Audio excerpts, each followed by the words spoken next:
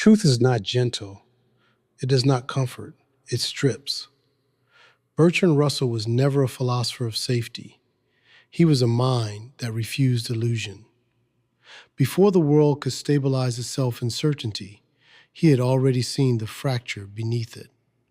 He did not seek to protect belief. He sought to expose it. In an age that still trusted reason as a clean instrument, Russell reveals something far more unsettling. Reason itself can collapse.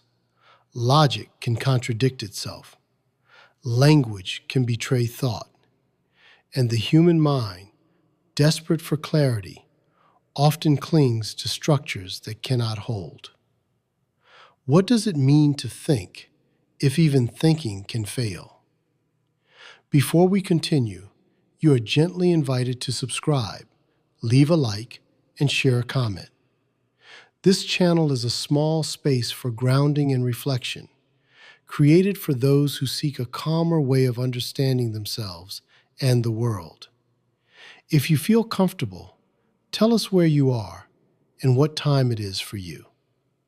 Your presence here matters, and your words help weave a quiet community across the distance. May what follows bring you ease, clarity, and a softer place to rest your thoughts. Russell stands at a brutal intersection between certainty and collapse, between knowledge and doubt, between the human need for meaning and the silent indifference of reality. He forces a confrontation, not with the world outside, but with the structure of your own thinking. He demands that you question not only what you believe, but how you believe. Not only what you know, but whether knowing itself is stable. And here is the deeper threat. If the foundations are unstable, then every conclusion becomes a risk. Every truth becomes provisional. Every identity becomes fragile. So the question emerges, sharp and unavoidable. Do you seek truth, or do you seek comfort disguised as truth? From this point forward, we do not explore Russell as history. We enter him as a challenge. Chapter 1. The human being cannot accept ambiguity. This is the gate through which Russell must be entered, because ambiguity is not a side issue in human life. It is the wound beneath thought itself. We say we want truth, but what we often want is closure.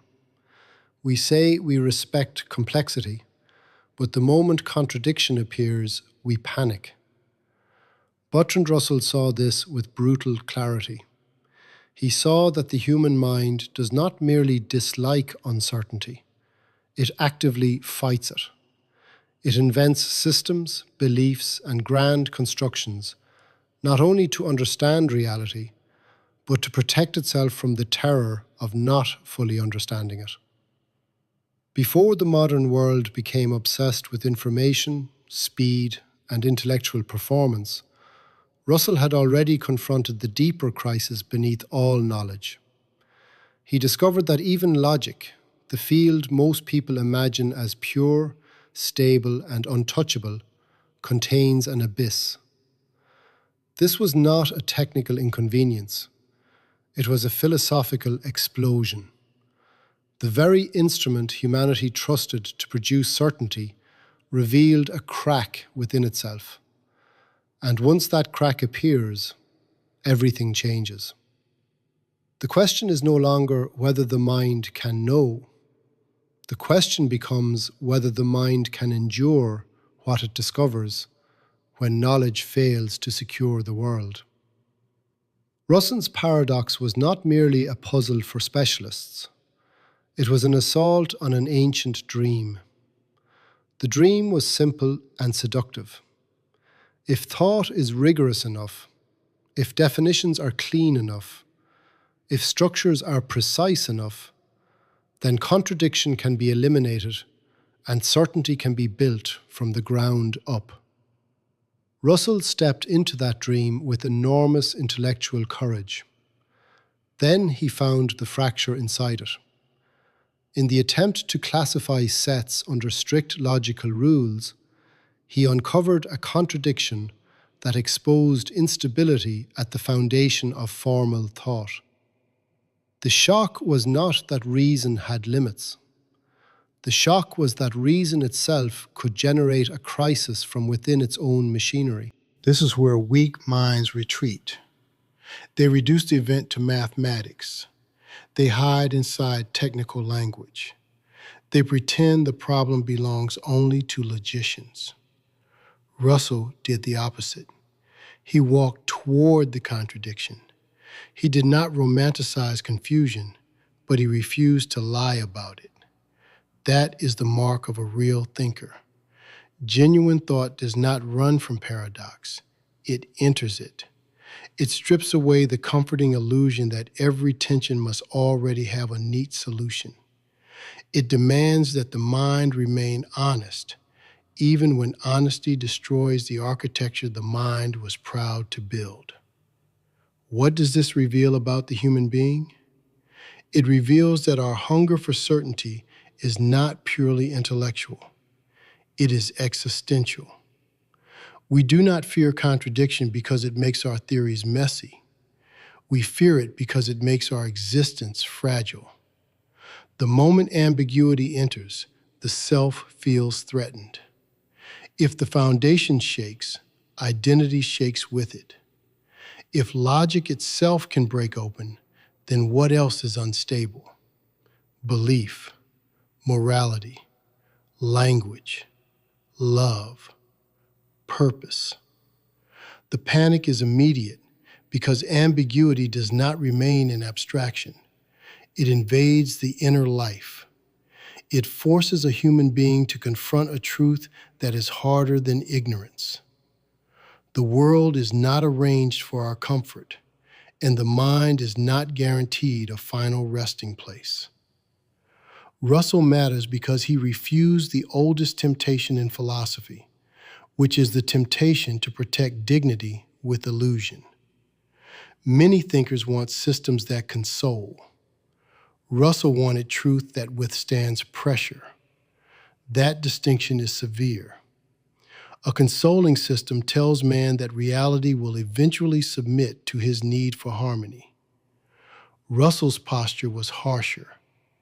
He understood that intellectual integrity begins at the moment one stops demanding that reality behave like a servant of human desire. The contradiction had to be faced, not because it felt noble, but because anything less would be betrayal. There is also a common misunderstanding here. People think courage in thought means confidence. It does not.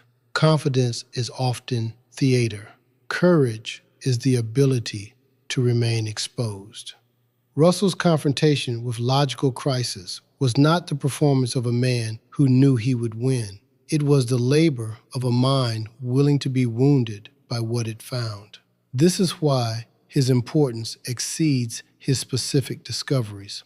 His real lesson is not that contradiction exists. His lesson is that the mature intellect does not cover contradiction with slogans, faith, or vanity. It looks directly at the break and asks what must now be rebuilt and what must now be abandoned.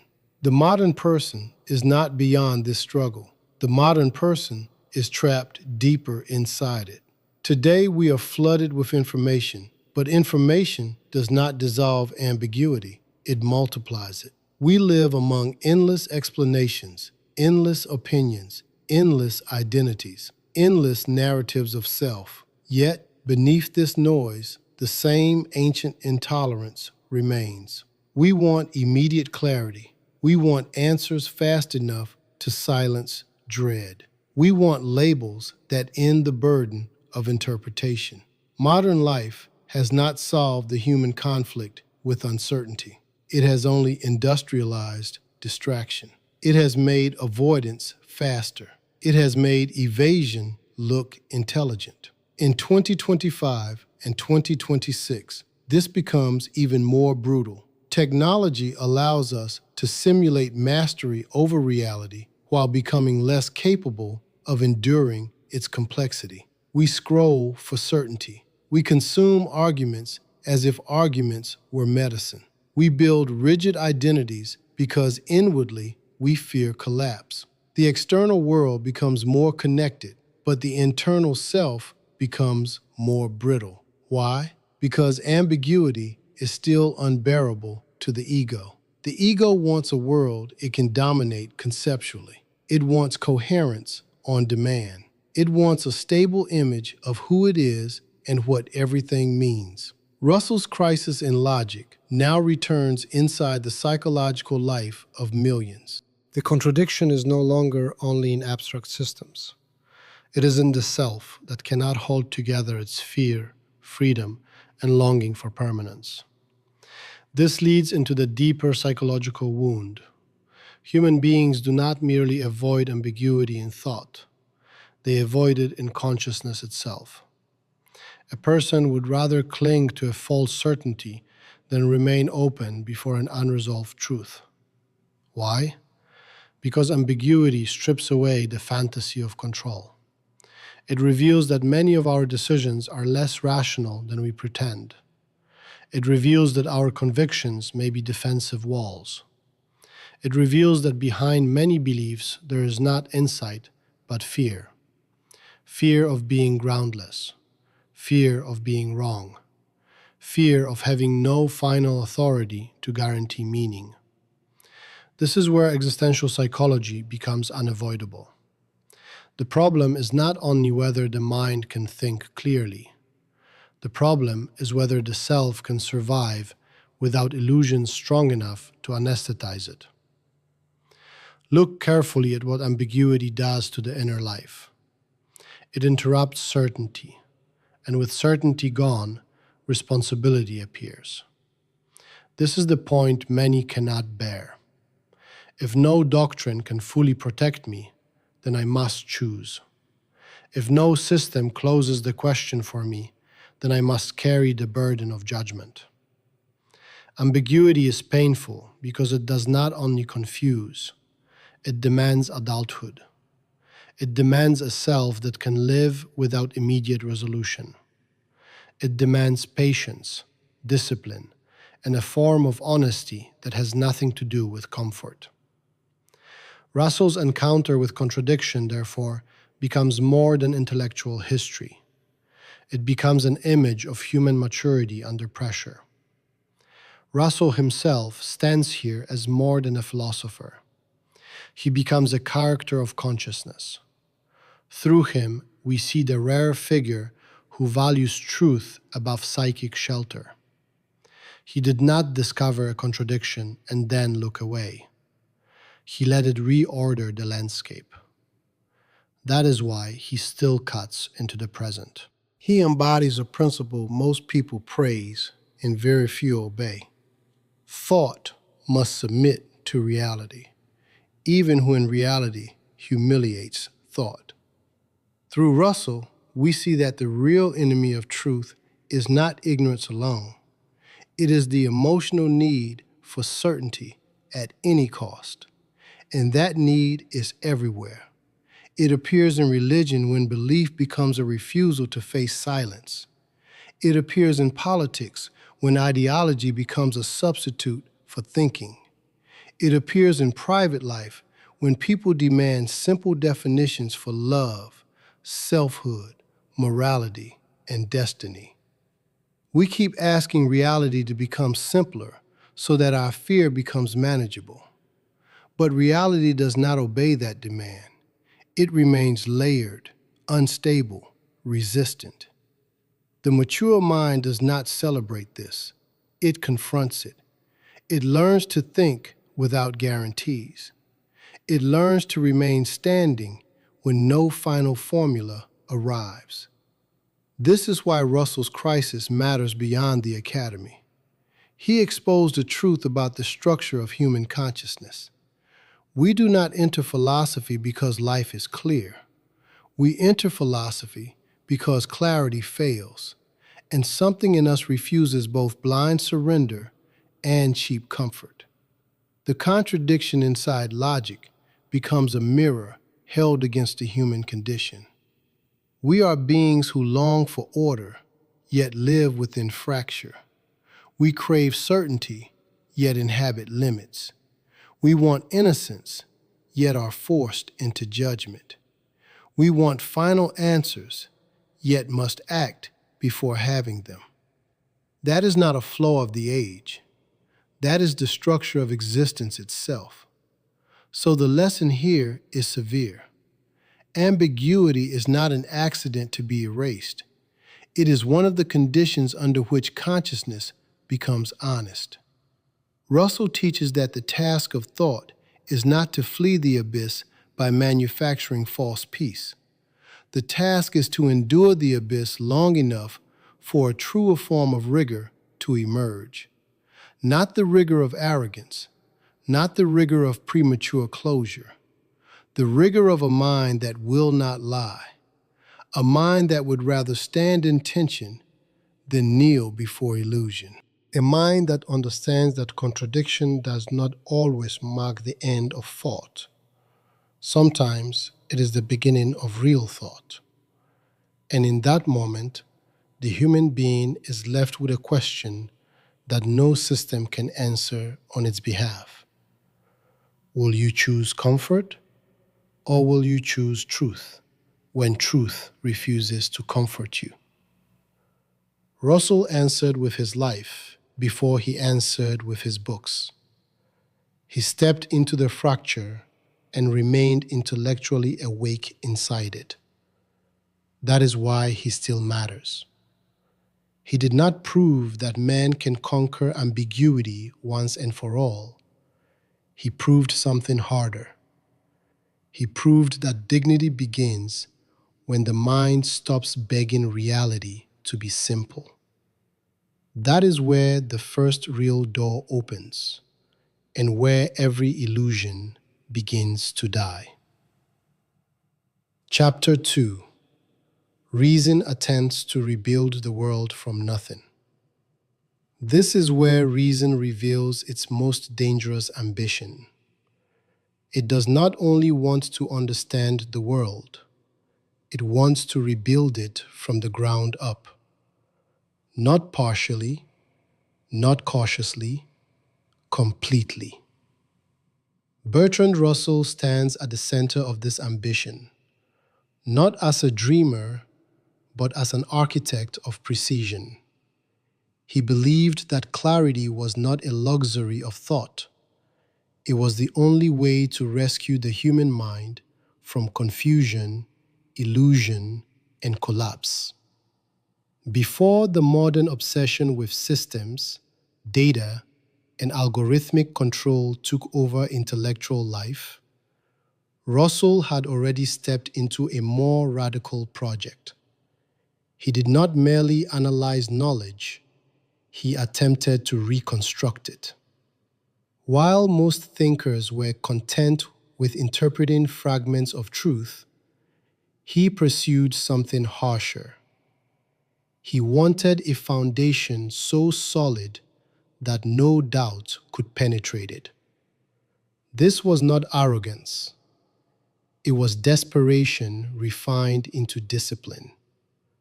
Because once you see that contradiction exists at the heart of thought, you are faced with a brutal choice. Either you retreat into relativism, or you attempt to rebuild certainty from a deeper level. Russell chose to rebuild. The first movement of this ambition is simple but ruthless. If knowledge is unstable, then its foundations must be questioned. Not partially, entirely. Russell believed that mathematics, the most precise language humanity possesses, could be grounded in pure logic. This was not a technical project. It was an existential act disguised as intellectual labor. Because to ground mathematics in logic is to claim that reality itself can be expressed through a structure that admits no ambiguity. It is to say that beneath the chaos of experience, there exists an order so exact that it can be reconstructed by the human mind. But here lies the tension. To demand absolute clarity is to declare war against uncertainty. And war against uncertainty always carries a hidden cost. Russell did not ignore this cost. He faced it. Because the deeper he pushed towards certainty, the more he encountered resistance from reality itself. The more he tried to purify knowledge, the more he discovered that complexity does not disappear. It transforms. It relocates. It hides in the very structures meant to eliminate it. People misunderstand this phase of Russell's life. They imagine a man obsessed with cold abstraction. They imagine a detached mathematician lost in symbols. This is shallow. Russell was not escaping the world. He was confronting its deepest instability. He understood that without a stable foundation, every belief becomes vulnerable. Science loses authority. Ethics loses grounding. Even language becomes suspect. The project of rebuilding knowledge was not about domination. It was about survival of meaning itself. And yet, there is a mistake hidden even in this courage. The belief that clarity can save thought assumes that ambiguity is a defect. It assumes that if we push hard enough, refine definitions enough, eliminate confusion enough, we will arrive at a final structure that holds. But reality resists this fantasy. Not because reality is irrational, but because human access to it is limited. Russell's project reveals a painful truth. The mind can approach clarity, but it cannot seal reality into a system without remainder. This does not invalidate his work, it intensifies it. Because what Russell exposes is not the triumph of reason, but its boundary. It shows that reason, when taken seriously, does not end in total control. It ends in a confrontation with its own limits. And here, weak thinkers collapse. They either abandon reason entirely or pretend the limits do not exist. Russell did neither. He continued the work, fully aware that the dream of absolute certainty might never be fulfilled. This is where the modern world becomes implicated. Today, we inherit Russell's ambition without his honesty. We still believe that systems can save us. We trust that enough data, enough structure, enough analytical power will eliminate confusion. We build models of reality and then forget they are models. We mistake clarity for truth. We assume that if something can be calculated, it can be controlled. But this is the same ancient dream, now amplified by technology. The desire to rebuild the world in a form that obeys the mind. In 2025, this dream becomes almost invisible because it is everywhere. Algorithms sort our preferences. Systems predict our behavior. Knowledge is organized into searchable fragments. Everything appears structured, accessible, manageable. But beneath this surface, the same instability remains. The human being is still uncertain, still divided, still unable to reduce existence to a clean formula. The difference is that now, the illusion of control is stronger, and illusions that feel precise are the most dangerous. Why does this matter? Because the desire for absolute clarity is not only intellectual, it is psychological. It emerges from a deeper fear. the fear that without a stable structure, life becomes unbearable. If nothing is certain, then what anchors action? What justifies belief? What protects identity from collapse? Russell's project, at its core, is a response to this fear. He does not hide from it. He transforms it into a disciplined pursuit of structure. But the fear itself remains unresolved. Look deeper into the human mind. When a person demands certainty, they are not only asking for truth, they are asking for relief. Relief from doubt, relief from responsibility, relief from the burden of choosing without guarantees. Absolute clarity promises something seductive. It promises that once the system is complete, the individual no longer has to confront ambiguity directly. The system will decide. The structure will guide. The uncertainty will be contained. But this promise is false, because even the most rigorous system cannot eliminate the moment where a human being must interpret, must choose, must act without full certainty. Russell's work reveals this indirectly.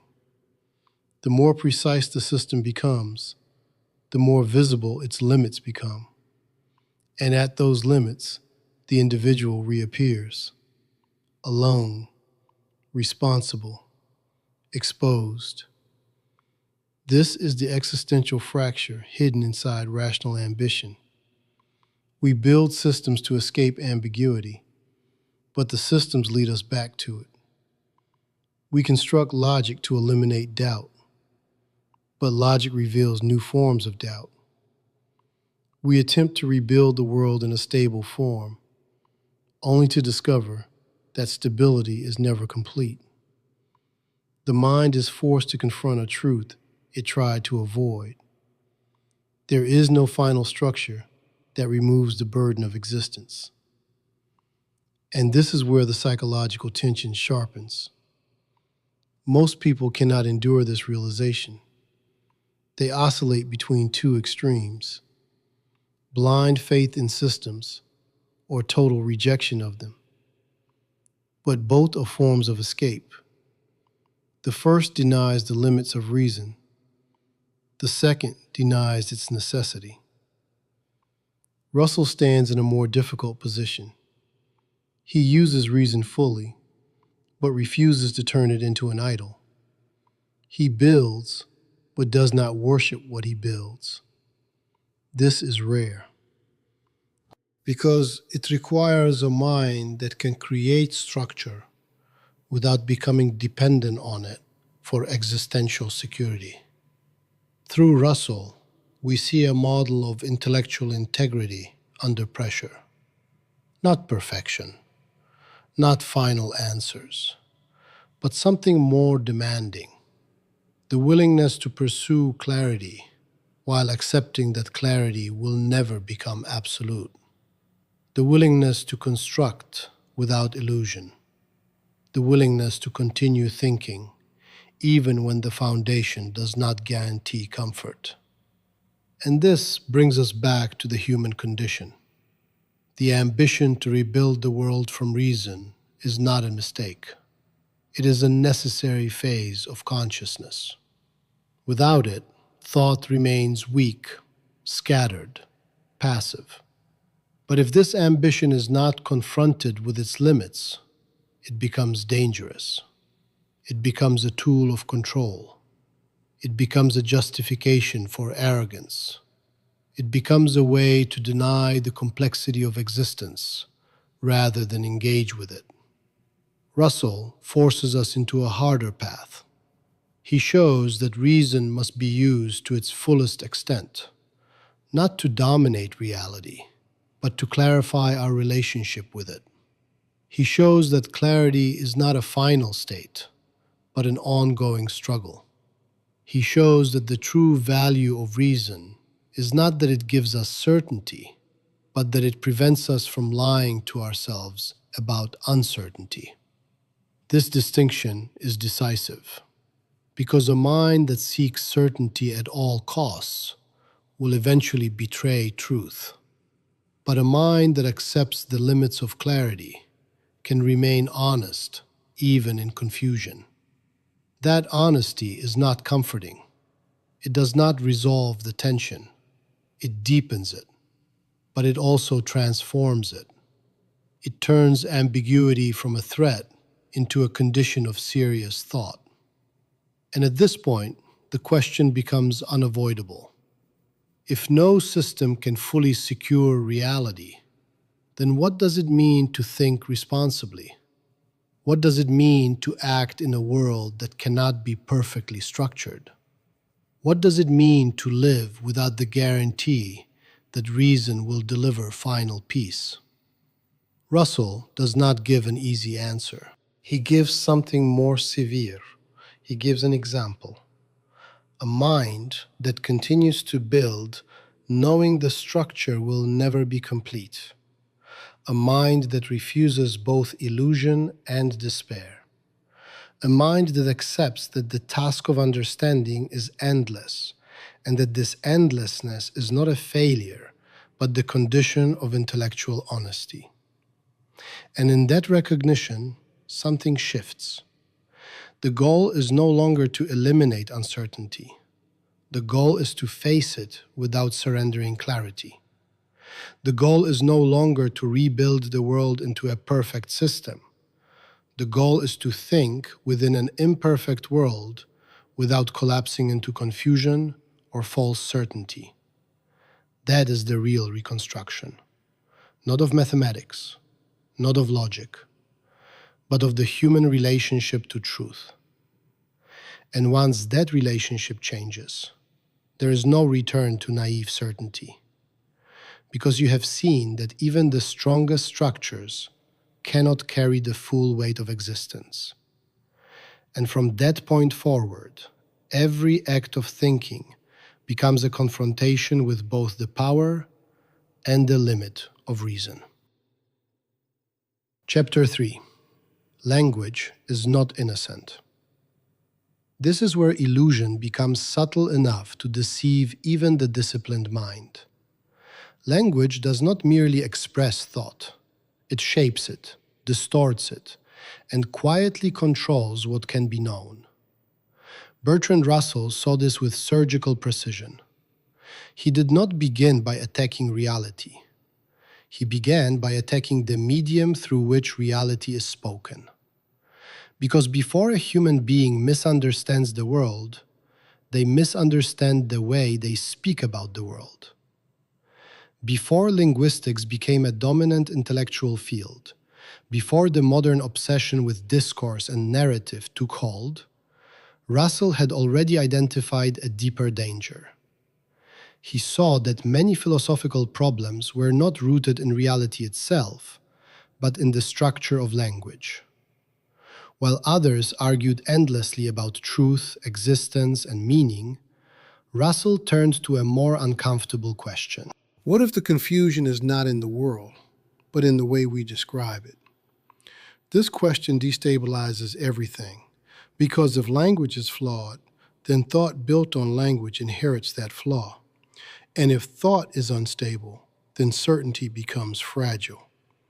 Russell's theory of descriptions was not a minor technical achievement. It was a method of stripping away illusion at the level where illusion begins. He showed that sentences which appear clear can hide logical confusion. He revealed that grammar does not guarantee truth. A sentence can be perfectly formed and still fundamentally misleading. This is the first fracture. We assume that if something can be said clearly, it must correspond to something real. Russell dismantles this assumption. He shows that language can create the illusion of reference even when nothing exists to be referred to. A phrase can sound meaningful while pointing to nothing.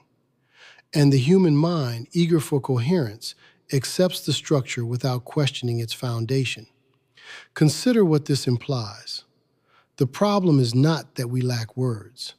The problem is that we trust words too easily. We mistake fluency for understanding. We mistake articulation for truth. Russell forces us to confront a brutal reality. Much of what we believe we know is filtered through linguistic constructions that we have never examined. And once you see this, the ground shifts, because now every statement becomes suspect, not in a paranoid sense, but in a disciplined sense. The mind must ask not only whether something is true, but whether the language used to express it is logically sound. This leads to the second movement of his insight. Language does not only describe reality, it organizes it. It selects what is visible and what is ignored. When we speak, we impose a structure onto experience. We divide, categorize, isolate. But reality itself may not follow these divisions. Russell's analysis reveals that many philosophical disputes are not disagreements about the world, but disagreements about how language frames the world. People argue over entities that exist only because language allows them to be named. This is where confusion deepens, because once something is named, it feels real. The act of naming creates psychological weight. It gives the illusion of substance. But Russell shows that naming is not the same as identifying something that exists independently. Language can generate shadows and then convince us those shadows have form. And the more abstract the language becomes, the more dangerous this effect becomes. Most people resist this idea. They believe language is a neutral tool. They believe words simply transmit thought. This belief is comforting because it preserves the illusion that misunderstanding is accidental. Russell destroys this comfort. He reveals that misunderstanding is often built into the structure of expression itself. To think clearly, one must first learn to distrust the surface of language. This is not a call to silence. It is a call to precision. But precision is harder than people admit. It requires discipline. It requires the willingness to dismantle familiar phrases. It requires the courage to admit that what feels obvious may be logically incoherent. Russell's work demands that the mind slow down, dissect, and reconstruct its own expressions. This is not intellectual decoration. It is intellectual survival. Now the modern world enters the scene. Today, language is more abundant than ever. Communication is constant. Words are produced, shared, and consumed at a speed that prevents reflection. But increased language does not produce increased clarity. It produces increased noise. In 2025, the problem Russell identified has intensified. We are surrounded by statements that sound meaningful but collapse under analysis. We repeat phrases without examining their structure. We adopt narratives without questioning their coherence. And this has consequences. Because when language becomes unstable, thought becomes reactive. People do not analyze, they respond. They do not examine definitions, they assume them. And in this environment, confusion spreads not as ignorance, but as confidence built on unexamined expression. Russell's warning becomes more urgent. If you do not control your language will control your perception of reality. But the deepest layer is not intellectual, it is psychological. Why does the human mind accept flawed language so easily? Because clear language demands effort, and effort exposes uncertainty.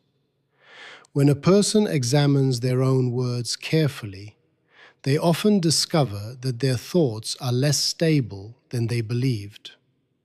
This is uncomfortable. It creates tension. It forces revision. So the mind takes a shortcut. It relies on familiar phrases. It uses language as a shield rather than a tool. The sentence becomes a defense against doubt rather than an attempt to approach truth. This is where language becomes existential. A person who speaks carelessly is not only thinking carelessly, they are living carelessly. Because the way one articulates reality shapes the way one inhabits it. If your language is vague, your perception becomes vague. If your language is confused, your decisions become unstable. Russell's analysis therefore reaches beyond philosophy. It becomes a demand placed on the individual. Speak clearly, or accept that you are distorting your own world. Now consider the internal conflict. The mind wants both clarity and comfort, but clarity often destroys comfort.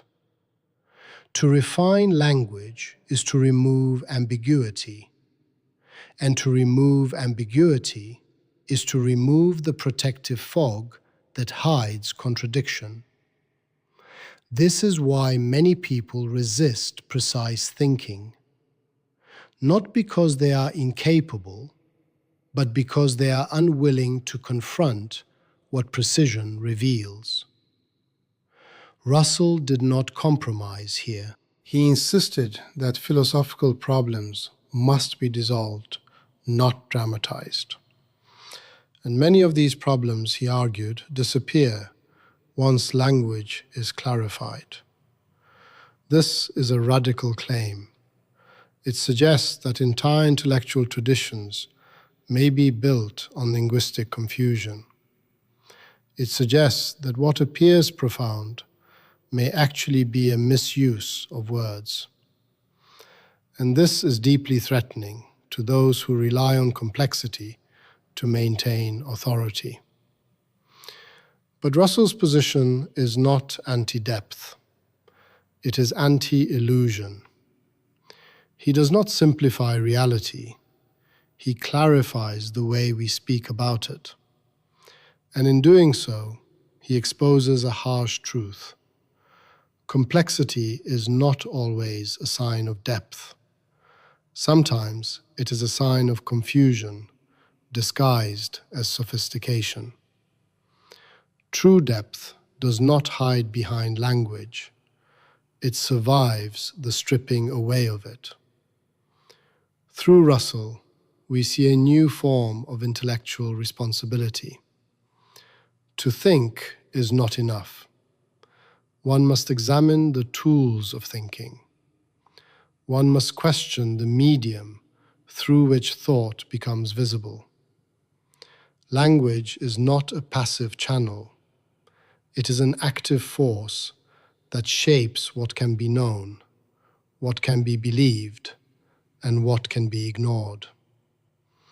And here, the modern individual stands exposed, surrounded by language, immersed in it, dependent on it, yet rarely aware of its structure.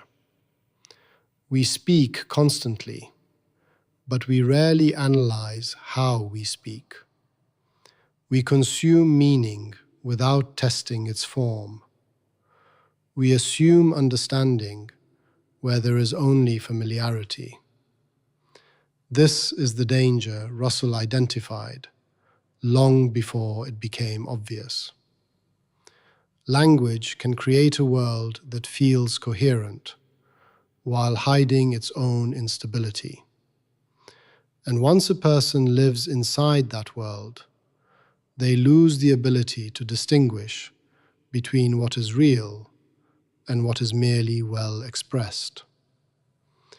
So the task becomes severe. not to abandon language, but to confront it, not to reduce speech, but to refine it, not to trust words, but to test them. This requires patience. It requires discipline. It requires a willingness to dismantle one's own assumptions repeatedly. But the reward is not comfort. The reward is clarity without illusion. And that clarity changes everything.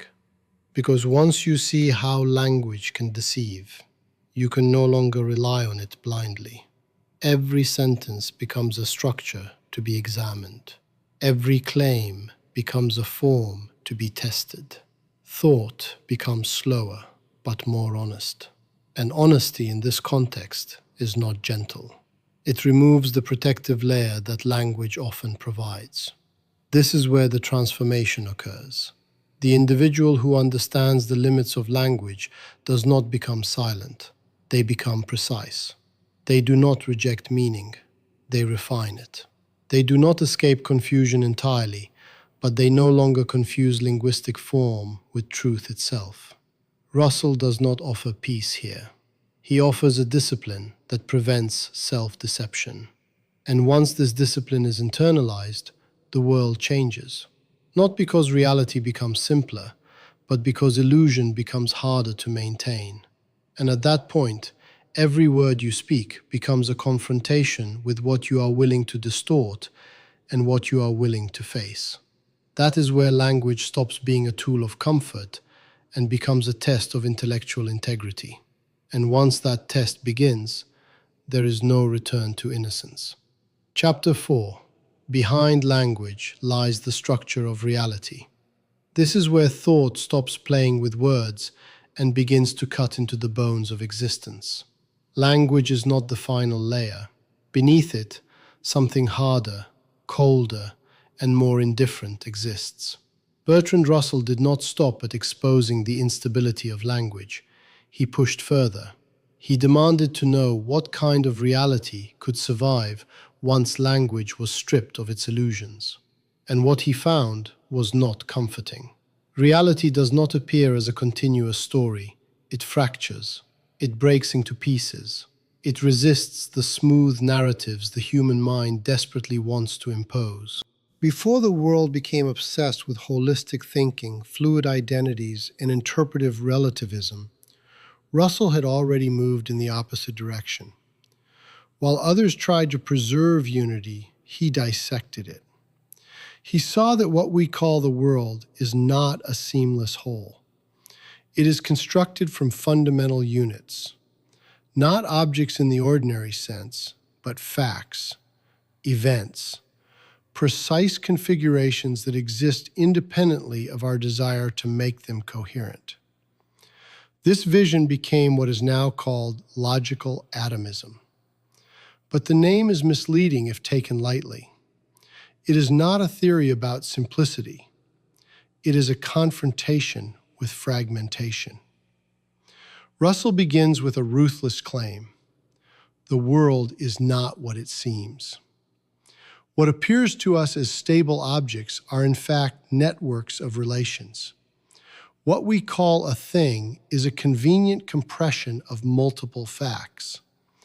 The table is not a single entity. It is a collection of properties, relations, positions, and events that we bundle together because our minds cannot tolerate infinite detail.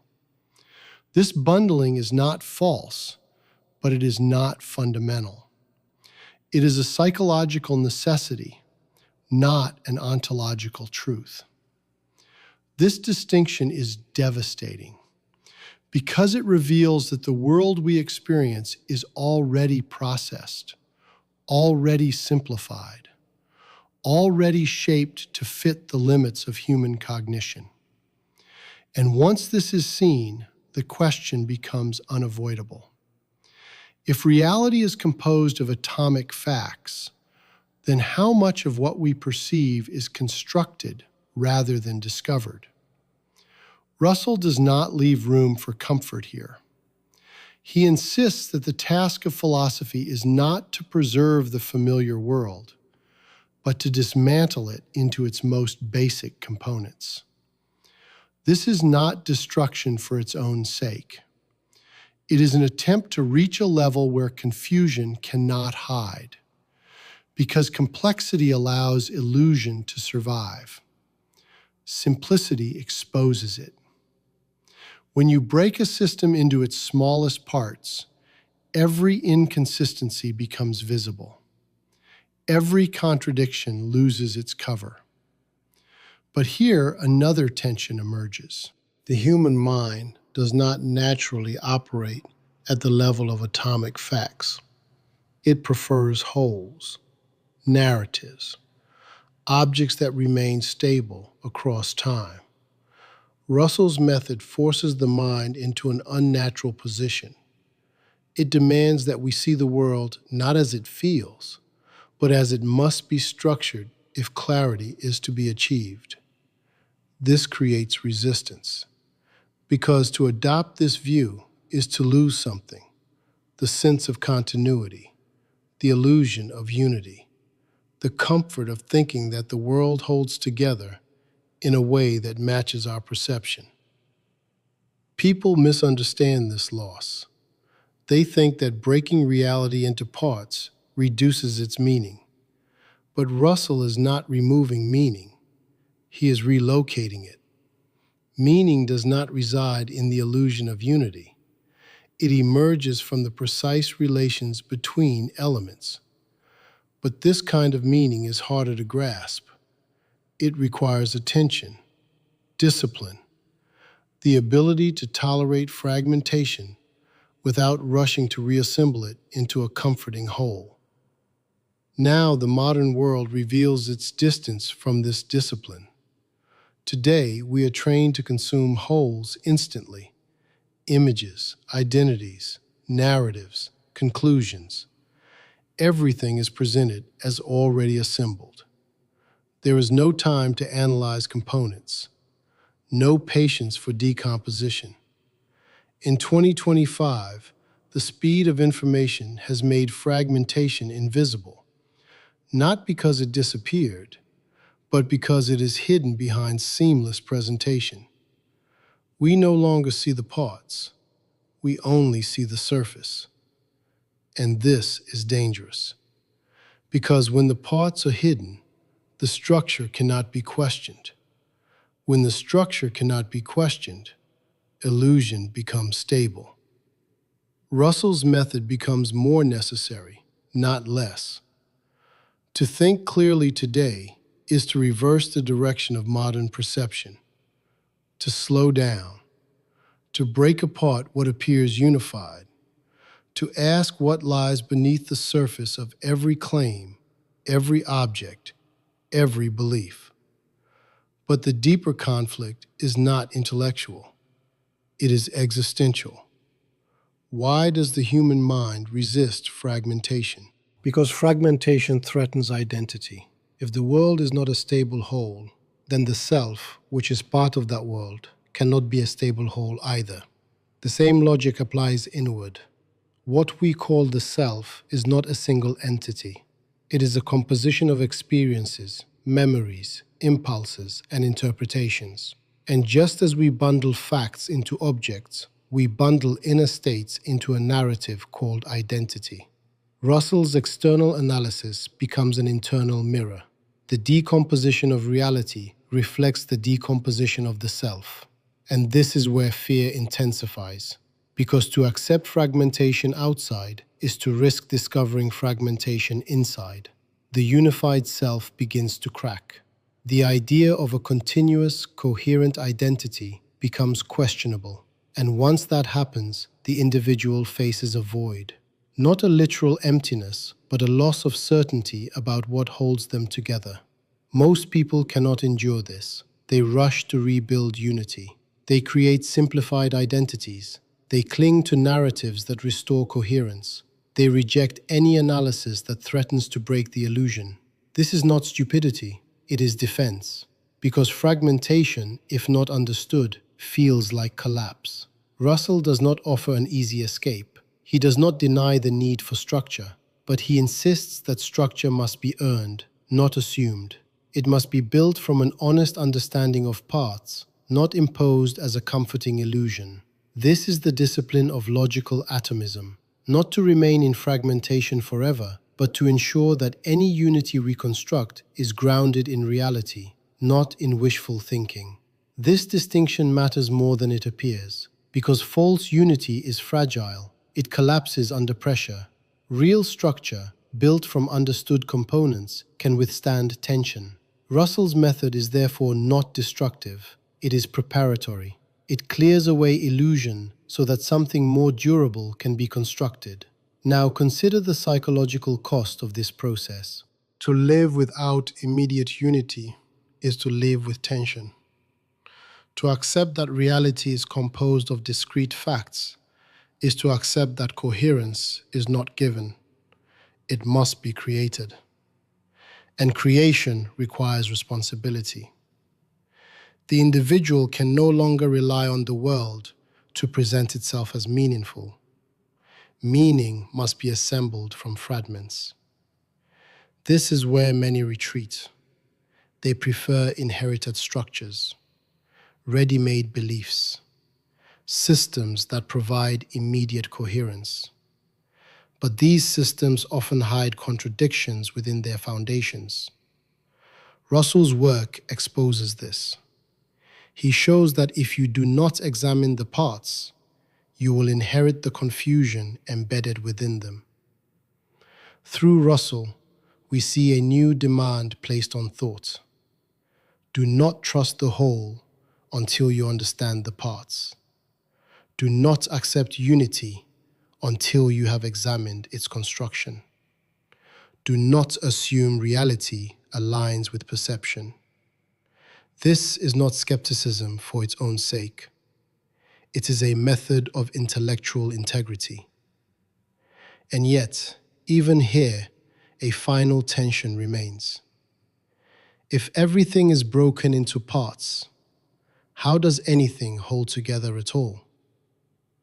Russell does not provide a final answer. He provides a framework, relations, structure, logical connections between facts. Unity is not eliminated. It is redefined.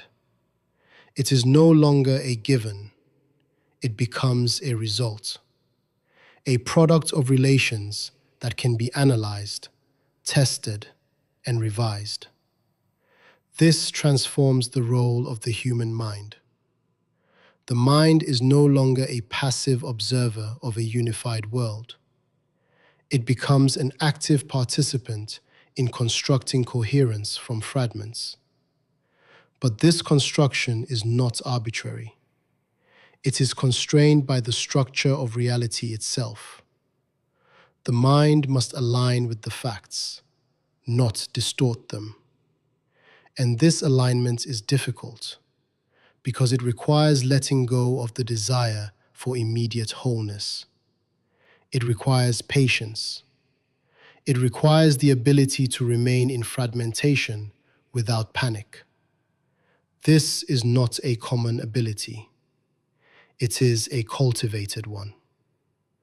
Russell stands as a figure who accepted this burden. He did not deny fragmentation. He worked within it. He allowed reality to appear in its broken form and refused to rush toward false unity. This is what gives his thought its severity. It does not comfort. It demands. And what it demands is clear: to see the world as it is structured, not as it is presented, to dismantle before rebuilding, to accept that unity is not the starting point, but the outcome of honest analysis.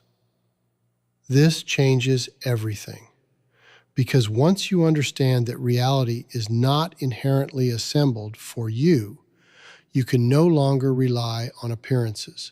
You must engage. You must analyze. You must construct meaning with awareness of its foundation.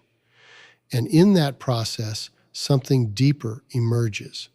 Not certainty, not final unity, but a form of clarity that does not depend on illusion, a clarity that survives fragmentation because it understands it.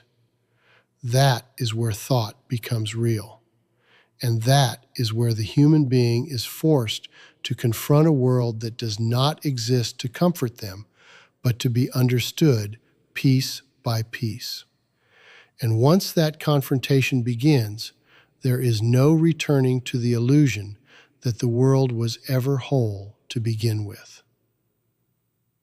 Chapter 5. What we know and how we know it. This is where certainty fractures at its most intimate level. Knowledge is not what we think it is. It does not arrive whole, clean, and undeniable. It arrives divided, indirect, unstable. Bertrand Russell saw this with a clarity that most people instinctively resist. He understood that before we ask what is true, we must ask how anything becomes known at all. And once that question is taken seriously, the ground beneath every belief begins to shift. Before the modern world drowned itself in information, before knowledge became a commodity to accumulate and display, Russell had already uncovered a deeper crisis. He saw that not all knowledge stands on the same footing. Some knowledge is immediate, direct, undeniable. Other knowledge is constructed, inferred, mediated through layers of description. And the difference between these two is not minor. It is the difference between contact and distance, between presence and interpretation. Russell draws a line that cuts deeper than most are willing to follow. There is what we know by direct acquaintance, and there is what we know by description. The first is raw, immediate, unfiltered. It is the sensation of color, the awareness of a sound, the direct encounter with an experience. This kind of knowledge does not argue. It does not justify itself. It simply appears. You do not prove that you feel pain. You are in it. But this immediacy is limited. It does not extend far. It does not give you the world. It gives you fragments, moments, isolated data of experience. Everything beyond that, everything we call knowledge of objects, people, history, science, is built on description. And description is never direct. It depends on language, inference, memory, and assumption. It is constructed. And construction introduces uncertainty. This is where illusion begins. We treat descriptive knowledge as if it were direct. We speak of the world as if we touch it fully, when in reality we are navigating representations. Russell exposes this gap without hesitation. He shows that most of what we claim to know is not known in the immediate sense. It is mediated through systems of reference that can never be fully verified from within our limited perspective. This is not skepticism for its own sake. It is a demand for honesty. Because once you see the difference, you can no longer pretend that knowledge is stable. You must accept that certainty decreases as distance increases. The further you move from direct experience, the more you rely on structures that may or may not hold. And yet, human life depends on these structures. We cannot live only within immediate sensation. We must think beyond it. We must construct a world from fragments. And here the tension sharpens. The mind wants certainty, but it operates mostly through description. It wants direct truth, but it lives in mediated knowledge. This contradiction is not temporary, it is structural. Russell does not resolve it, he reveals it. People misunderstand this revelation. They think it leads to doubt about everything. They think it collapses knowledge into chaos. But Russell's position is more severe. He does not deny knowledge. He stratifies it. He forces us to recognize levels of certainty. Some things are immediate and undeniable. Others are plausible. Others are fragile. And to think clearly is to know where each belief stands. This requires discipline. Because the human mind does not naturally categorize its knowledge with such precision, it blends everything together. It treats assumptions as facts. It treats descriptions as if they were experiences. It builds confidence on unstable ground, and then defends that confidence as if it were absolute. This is where error becomes inevitable. Not because the world is unknowable, but because the mind refuses to acknowledge how it knows. Russell's analysis becomes a mirror. It shows that ignorance is not only a lack of information, it is a failure to distinguish between types of knowing. Now, the modern condition intensifies this failure. In 2025, knowledge is everywhere, accessible, immediate, overwhelming. But accessibility does not equal understanding. The more information we consume, the more we operate through description. We rarely encounter anything directly. We encounter reports, interpretations, summaries.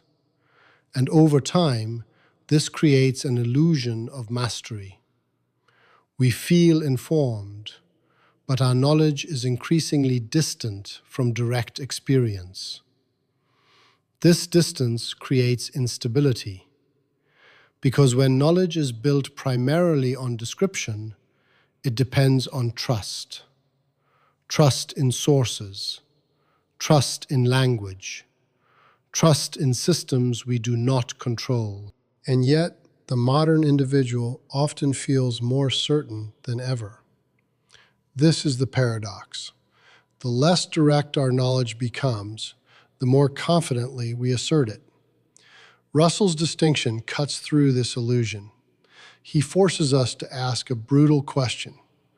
What do you actually know, and what are you merely told?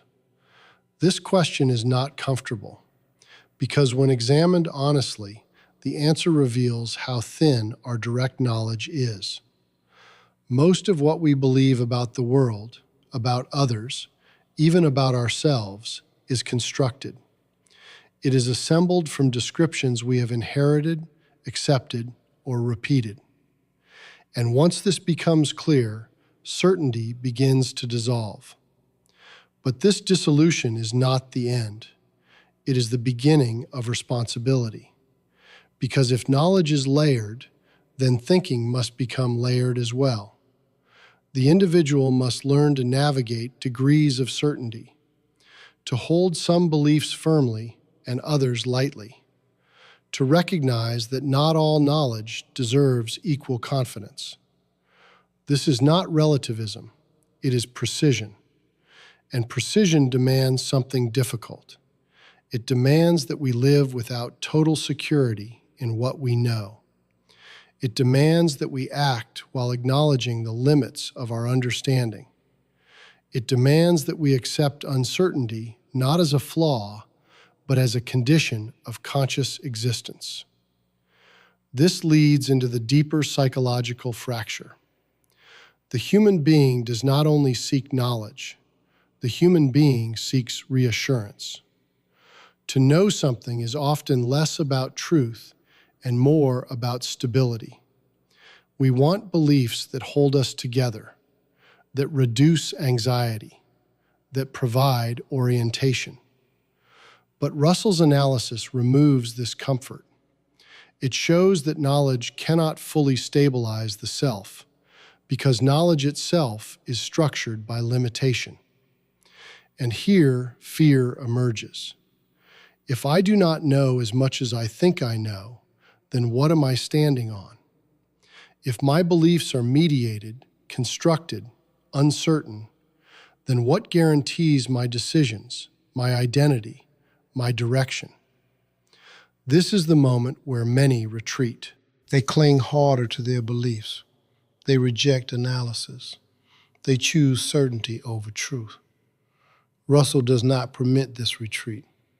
He insists that intellectual integrity requires facing this instability, not to collapse into doubt, but to rebuild awareness on a more honest foundation, to know less, but know it more precisely, to accept limits, but operate clearly within them.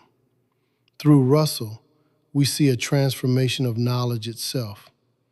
It is no longer a collection of facts. It becomes a structure of relations between what is directly experienced and what is inferred. It becomes dynamic, layered, and constantly subject to revision. This is not weakness, it is strength, because it prevents the mind from becoming rigid. And yet, this strength comes at a cost. It removes the illusion of absolute certainty. It replaces comfort with clarity. It demands that the individual remain aware of the gap between experience and description at all times. This awareness is exhausting, but it is also liberating. Because once you recognize the limits of your knowledge, you stop pretending. You stop defending illusions. You stop confusing confidence with truth. You begin to think with precision rather than with habit. Now consider the internal consequence. A person who understands this distinction cannot live passively. They cannot accept claims without examining their foundation. They cannot rely on inherited beliefs without questioning their origin. They become more cautious, but also more honest. Their thinking slows down, but it deepens. This is the price of clarity. Russell embodies this price. He did not claim to know everything. He did not pretend that knowledge could be made absolute. He accepted the division within knowing and worked within it. This is what makes his thought endure, not its conclusions, but its method. A method that refuses to blur distinctions for the sake of comfort. And this method leads to a final confrontation. If knowledge is always partial, always structured by limits, then the human being must live without final certainty. Action must occur without complete understanding. Judgment must be made without perfect knowledge. This is not a flaw in existence. It is its condition. And once this is accepted, something changes. The search for certainty becomes less desperate. The need for absolute answers begins to loosen. The individual no longer seeks to eliminate uncertainty, but to navigate it with awareness. This is the real shift, not from ignorance to knowledge, but from illusion to precision. And in that shift, the human being becomes capable of thinking without self-deception, because they no longer confuse what is immediate with what is constructed. They no longer pretend that knowing is simple. They understand that every belief carries a structure, and that structure must be examined. And at that point, knowledge stops being a shield against uncertainty and becomes a discipline of confronting it. And once that discipline begins, there is no returning to the comfort of believing that knowing was ever complete. Chapter 6. Reality is not what appears. This is where the most ordinary object becomes a philosophical threat. What you see is not what is.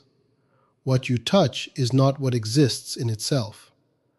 Bertrand Russell does not begin with abstract speculation. He begins with something brutally simple: a table, solid, familiar, certain. And then he destroys that certainty piece by piece until nothing about it remains unquestioned. Before the modern world became intoxicated with perception, experience, and subjective truth, Russell had already exposed the fracture between appearance and reality. While others trusted the senses as the gateway to knowledge, he treated them as unreliable witnesses, not because they lie intentionally, but because they translate reality into forms the human mind can process. And translation always distorts. Russell's claim is direct and unforgiving. The world as it appears is not the world as it is. The colors you see, the textures you feel, the shapes you recognize. These are not properties of objects in themselves. They are effects produced in your mind. The table is not truly brown in the way you experience brown. It reflects light in certain ways, and your perception converts that reflection into color. Change the conditions, and the color shifts, but the object remains. So what is real here? The shifting appearance or the underlying structure that never fully reveals itself? This question cuts deeper than it seems, because once you accept that perception does not give you reality directly, every experience becomes uncertain. Not false, but incomplete. The senses no longer provide access to the world. They provide interpretations of it. And interpretation introduces a gap. A space where error, illusion, and projection can enter. People resist this immediately. They say that without trusting the senses, nothing remains. But Russell does not ask you to abandon perception. He asks you to understand its limits. The senses are not gateways to truth. They are filters, and every filter shapes what passes through it. To think clearly is not to reject perception, but to refuse to mistake it for reality itself. This leads to the second fracture. If perception is unreliable, then what grounds our belief in an external world at all? Why believe that anything exists beyond experience? Russell does not avoid this question. He confronts it directly. The existence of a world outside the mind cannot be proven with absolute certainty. It must be inferred. It is the best explanation for the coherence and continuity of experience, but it remains an assumption. This is where most thinkers retreat. They either deny the external world or assert it blindly. Russell does neither. He takes a harder position. He accepts that belief in the external world is rational, but not provable in the absolute sense. This is a form of intellectual humility that most cannot tolerate, because it removes the final guarantee. It leaves the individual in a position where even the most basic reality is accepted without ultimate certainty. And this is not a minor discomfort. It is an existential disturbance. Because if the world is not directly accessible, then the self is isolated within its own perceptions. The mind becomes a chamber of appearances, and reality exists beyond it, never fully reachable. This creates a tension that cannot be resolved completely. We live as if the world is real because we must, but we know that our access to it is indirect. This is the condition Russell exposes. Not skepticism, but distance. Not denial, but limitation. Now, the modern world intensifies this condition in a new way. In 2025, perception is no longer only biological. It is technological. Screens, simulations, mediated realities. We no longer even pretend to access the world directly. We interact with representations of representations. And yet, the illusion of immediacy has increased. Everything feels closer, faster, more real. But in truth, the distance has expanded. This creates a new layer of confusion, because now the distinction between appearance and reality is harder to detect. The line has blurred. What is seen is often constructed. What is experienced is often designed. And the mind, already dependent on perception, becomes even more vulnerable to distortion. Russell's insight becomes urgent. If you do not question appearance, you will live inside illusion without knowing it. But the deeper conflict is internal. Why does the human mind cling to appearances? Because appearances are stable enough to navigate. They provide a sense of control. They create the feeling that the world is accessible, understandable, manageable. To question them is to destabilize that control. It introduces uncertainty at the most basic level of experience. This is where fear emerges. If what I see is not what is, then what can I trust? If my perception is only an interpretation, then how do I orient myself? This is not a theoretical problem. It is a psychological one. Because the mind depends on perception to construct reality. And once that foundation is questioned, everything built on it becomes fragile. Most people cannot endure this fragility. They choose to trust appearances without analysis. They accept the world as it presents itself. They avoid the deeper question because it threatens their sense of stability. But this avoidance comes at a cost. It leaves them vulnerable to illusion, manipulation, and self-deception. Russell refuses this avoidance. He demands that we confront the gap between appearance and reality, not to eliminate it, but to understand it.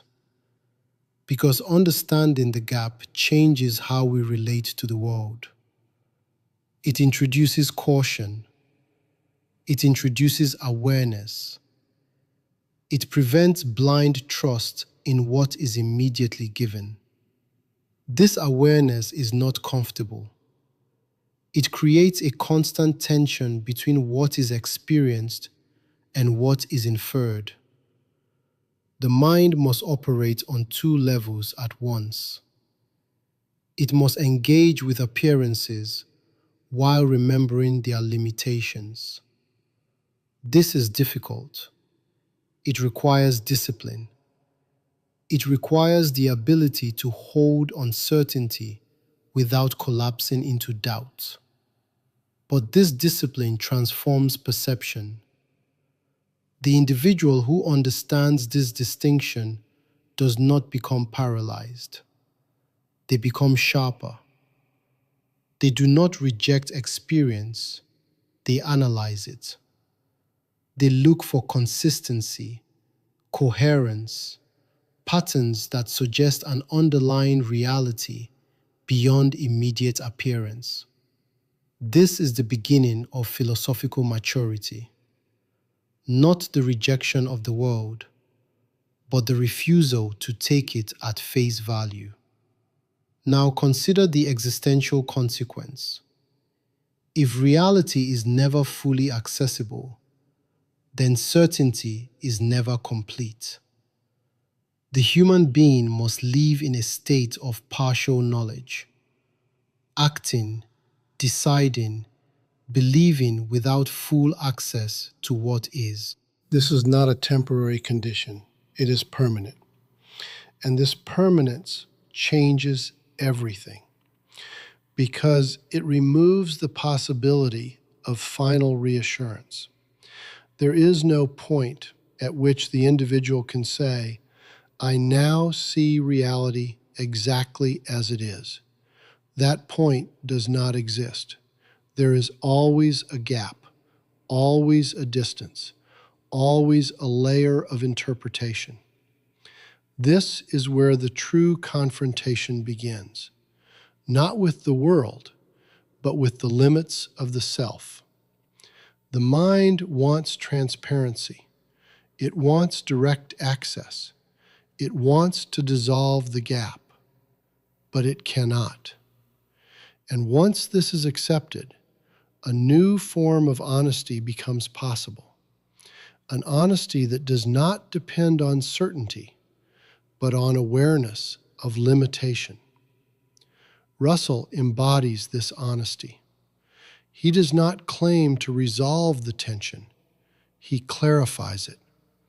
He shows that the task is not to eliminate the gap between appearance and reality, but to think clearly within it, to act responsibly despite it, to accept that knowledge is always mediated, and yet still pursue it with rigor. This is not a comforting position. It offers no final ground, no absolute certainty. But it offers something more valuable. It offers clarity about the conditions under which we exist. And that clarity forces a final question. If you can never fully access reality, will you still seek truth, or will you settle for appearances that comfort you? This is not a question of theory. It is a question of character. Because to seek truth under these conditions is to accept uncertainty as a permanent companion. It is to refuse the illusion that what is seen is sufficient. It is to live with the awareness that reality exceeds perception at every moment. And once that awareness takes hold, the world changes, not because it becomes clearer, but because you stop pretending that it ever was. And in that moment, the human being stands alone before a reality that can never be fully grasped, yet cannot be ignored. And that is where illusion ends and responsibility begins. Chapter 7. Reason against the need for consolation. This is where truth becomes dangerous, not because it is complex, but because it refuses to comfort. Bertrand Russell does not attack religion as an enemy of thought. He attacks the psychological need that hides behind belief, the need to be reassured, the need to be protected from the indifference of the universe. And once this need is exposed, the conflict is no longer about doctrine. It becomes a confrontation between courage and escape. Before the modern world declared itself secular, before disbelief became fashionable, Russell had already drawn a sharper line. He saw that the problem was not whether God exists. The problem was why humans insist on believing even when evidence is absent. He stripped belief of its sacred shield and examined it as a human impulse. And what he found was unsettling. Many beliefs are not born from truth. They are born from fear. This claim cuts directly into the core of human psychology. Religion, in its most comforting form, offers something irresistible. It promises meaning.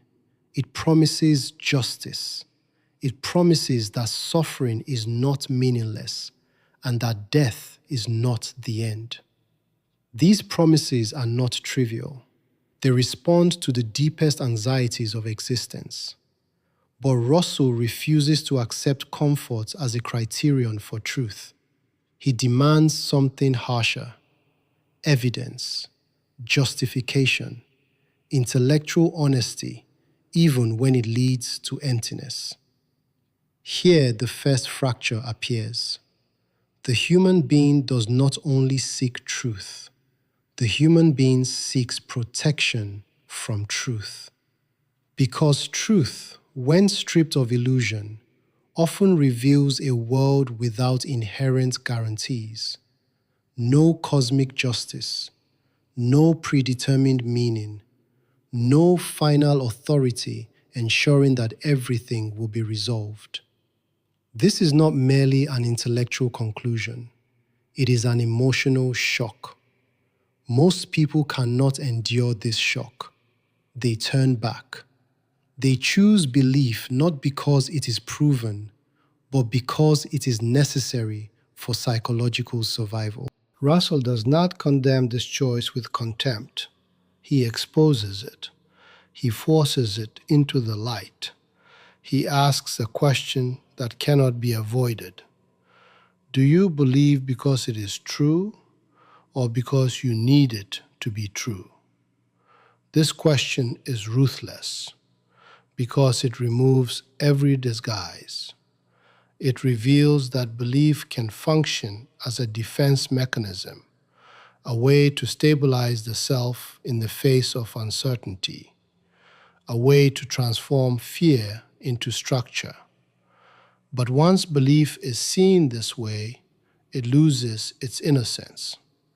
It becomes something that must justify itself, not something that can demand obedience.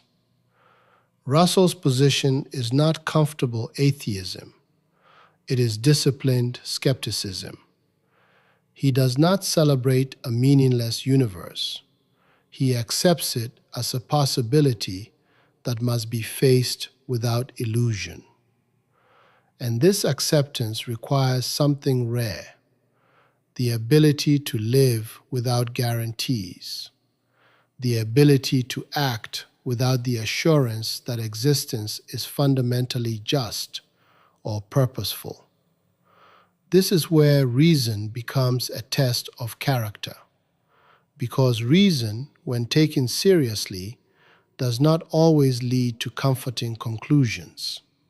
It leads to clarity, and clarity often reveals a world that does not care about human desires. Russell does not soften this realization. He confronts it directly. The universe is vast, indifferent, and silent, and within it, the human being must create meaning without external validation. This is the second fracture. If meaning is not given, it must be made. But making meaning without guarantee is difficult. It requires responsibility. It requires the acceptance that one's values are not supported by a cosmic authority. They are chosen, constructed, lived without certainty that they are ultimately justified beyond human perspective. Most people resist this responsibility. They prefer inherited meaning, systems that tell them what is right, what is true, what is valuable. These systems remove the burden of creation. They replace uncertainty with obedience. But Russell sees the cost. The cost is intellectual submission, the surrender of critical thought in exchange for psychological comfort. This is where the conflict becomes moral. To believe without evidence is not only an intellectual error, it is a refusal to face reality as it is. It is a decision to prioritize comfort over truth. Russell does not accept this trade. He insists that dignity lies in facing the world honestly, even when that honesty removes every illusion of protection. Now the modern world reflects this tension in a new form. In 2025, belief has not disappeared, it has transformed.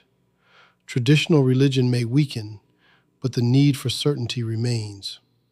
It reappears in ideology, identity, collective narratives that promise meaning and belonging. The structure changes, but the impulse remains the same. The human being still seeks something to hold on to, something that removes the burden of uncertainty. This reveals a deeper truth. The problem is not religion itself. The problem is the human need for reassurance. And this need does not vanish when religion is rejected. It migrates.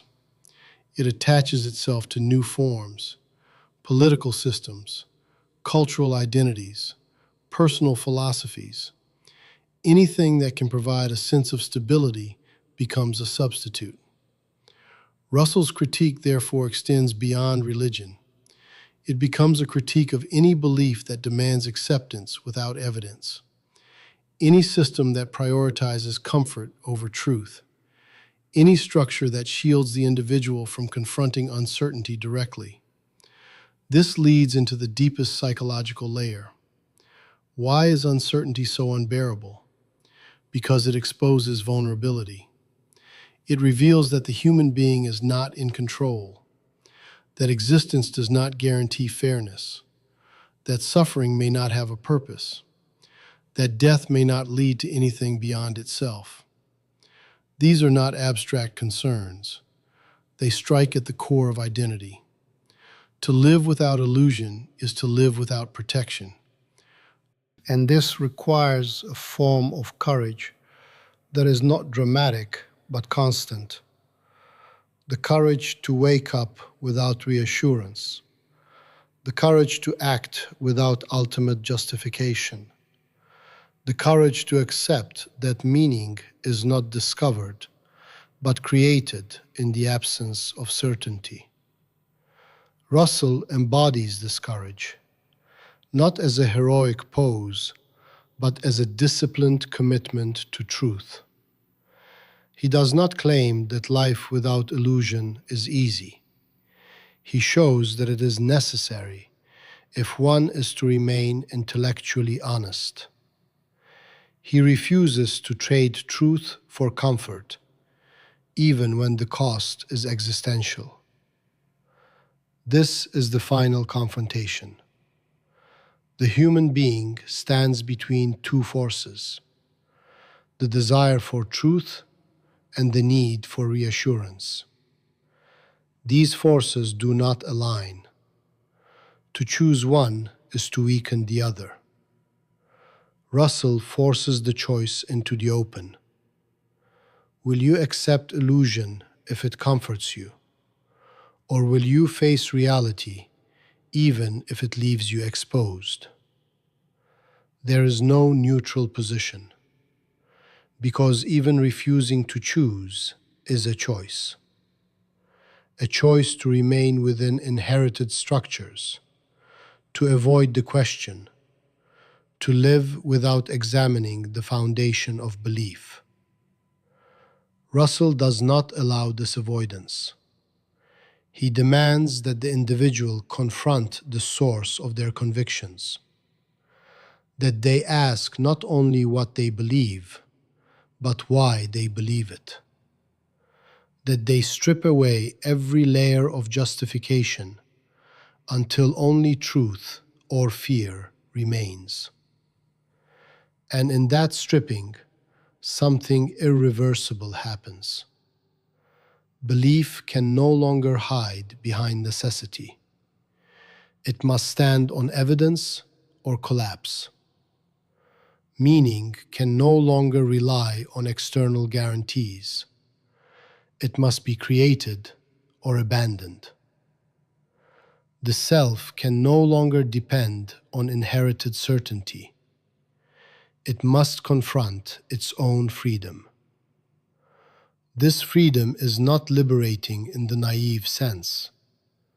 It is heavy. It is demanding. It offers no protection.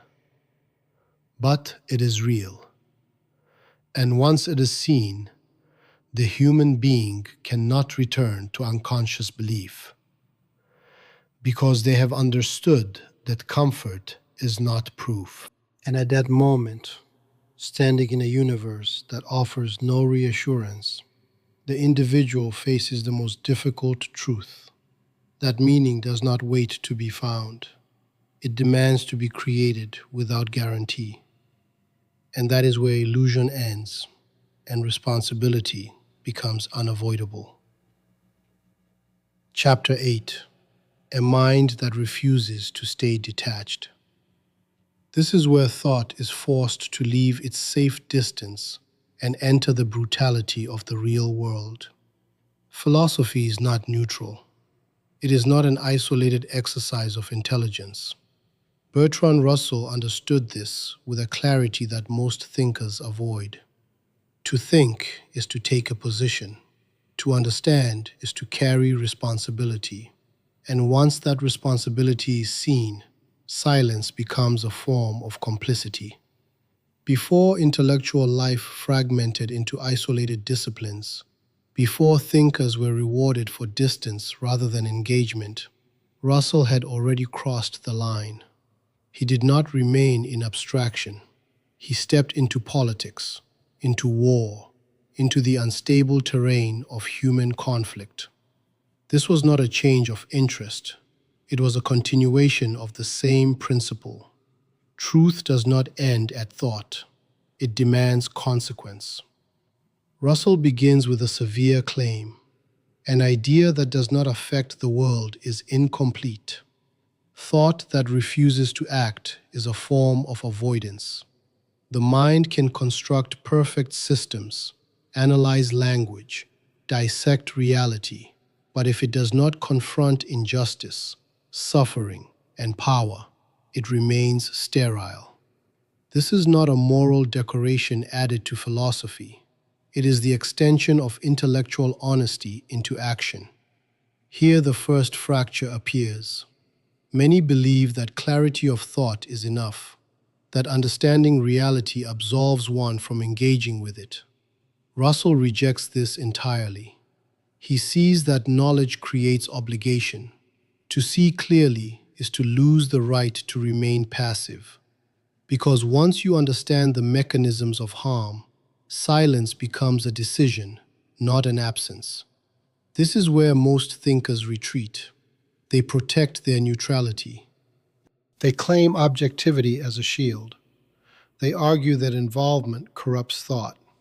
But Russell exposes the illusion behind this stance. There is no neutral ground when real consequences are at stake. To refuse to act is to allow existing forces to continue unchallenged. Neutrality is not absence of position. It is alignment with what already dominates. Russell refused this alignment. He opposed war when it was celebrated. He spoke against authority when it demanded obedience. He challenged systems that justified violence in the name of order. This was not ideology. It was consistency. If reason reveals that something is unjust, then action must follow. Otherwise, reason becomes decoration. This leads to the second movement. Thought must survive contact with reality. It is easy to maintain clarity in isolation. It is easy to construct arguments in controlled environments. But the real test of thought is whether it can function under pressure, in conflict, in uncertainty, in situations where consequences are immediate and irreversible. Russell did not protect his ideas from this test. He allowed them to enter the world knowing they would be challenged, distorted, resisted. This is what gives his thought weight, not because it remained pure, but because it endured friction. Thought that never leaves the abstract remains untested. It becomes fragile. It collapses when confronted with complexity. Now the modern world reflects this failure. In 2025, thought is abundant, but action is diluted. Opinions are everywhere, but responsibility is rare. People speak constantly, but rarely risk anything for what they say. Ideas circulate without consequence. This creates an illusion of engagement, but it is an engagement without cost, without commitment, without transformation. Russell's example cuts through this illusion. To think seriously is to accept that thought will demand action, and action carries risk, social risk, personal risk. The possibility of being wrong, of being rejected, of facing opposition. Most people avoid this. They prefer the safety of expression without consequence. But this safety empties thought of its force, because thought without risk is not commitment, it is performance. Russell understood that intellectual integrity requires exposure. To stand by an idea in the real world is to allow it to be tested, criticized, and potentially broken. But this exposure is necessary. Without it, thought remains isolated from the conditions it claims to understand. This creates a deeper psychological tension. The human being wants to be right, but does not want to pay the price of being right. They want clarity, but not conflict. They want truth, but not the disruption that truth brings. Russell refuses this compromise. He shows that clarity without consequence is incomplete, and consequence without clarity is dangerous. The balance is severe. To act without thinking leads to chaos. To think without acting leads to irrelevance. Russell stands at the intersection. He does not abandon reason for activism, nor does he abandon reality for abstraction. He forces both into alignment. Now consider the internal cost of this alignment. To act on thought is to confront uncertainty in its most concrete form. Decisions must be made without full knowledge. Outcomes cannot be controlled. The individual must accept that even well-grounded reasoning can lead to unpredictable consequences. This is where many hesitate, because action removes the illusion of control that thought can maintain. But Russell does not wait for perfect certainty. He acts within uncertainty. He accepts that clarity is never complete, but still demands that action reflect the best understanding available. This is not recklessness. It is responsibility under limitation. This leads to the existential core. The human being is not only a thinker. The human being is an agent. To exist is to act. And every action expresses a position, whether conscious or not. Russell forces awareness into this process. He demands that action be informed, deliberate, accountable. This is where thought becomes ethical, not in the sense of moral rules imposed from outside, but in the sense of responsibility emerging from understanding. If you see injustice and do nothing, your understanding is incomplete. If you recognize harm and remain silent, your clarity is compromised. Through Russell, we see a transformation of philosophy. It is no longer a refuge from the world. It becomes a confrontation with it. The thinker is no longer an observer standing at a distance. They become a participant, exposed to the same forces they analyze. This exposure is not comfortable. It removes the illusion that one can remain untouched by the world's contradictions. It forces the individual to experience the consequences of their own thinking. And in that experience, thought either strengthens or collapses. Russell's strength lies here. He did not protect himself from consequence. He allowed his thought to shape his actions, and his actions to test his thought. This circular tension creates something rare, a form of integrity that does not depend on perfection, but on consistency. Now the final question emerges. What is the value of thought if it never leaves the mind? This question cannot be avoided, because every individual must decide whether their understanding will remain internal or become external, whether their clarity will remain private or take form in the world, whether they will accept the risk of acting or remain within the safety of reflection. There is no neutral answer, because even inaction has consequences. Even silence shapes reality. The world is not waiting for perfect clarity. It is moving, changing, producing outcomes regardless of individual hesitation. Russell forces the confrontation. To think is to enter the world. To understand is to accept responsibility. To remain detached is to deny the implications of one's own knowledge. And once this is seen, the distance between thought and action collapses, because you realize that every idea you hold is already a position. Every silence is already a decision. Every moment of inaction is already shaping the world you claim to understand. And at that point, there is no retreat into abstraction. There is only the question of whether you will act in alignment with what you know. And that is where philosophy stops being an exercise and becomes a burden that cannot be ignored. Chapter 9. Education is not obedience, but liberation. This is where society reveals its hidden intention. Education is not neutral. It does not simply transfer knowledge. It shapes the kind of human being that will exist within a system. Bertrand Russell saw this with unsettling clarity. He understood that what we call education is often a mechanism of control disguised as development. And once this is exposed, the question is no longer how we learn, but what we are being shaped into.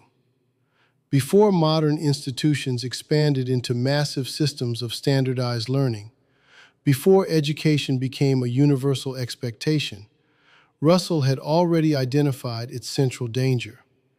He saw that most systems do not aim to produce independent minds. They aim to produce compliant individuals, not thinkers, but followers, not creators, but maintainers of existing structures. This is the first fracture. Education claims to enlighten, but often it conditions. It teaches what to think more than how to think. It rewards conformity over inquiry. It stabilizes society by reducing unpredictability in individuals. Russell does not romanticize rebellion, but he refuses to accept obedience as the goal of intellectual development. He begins with a severe claim.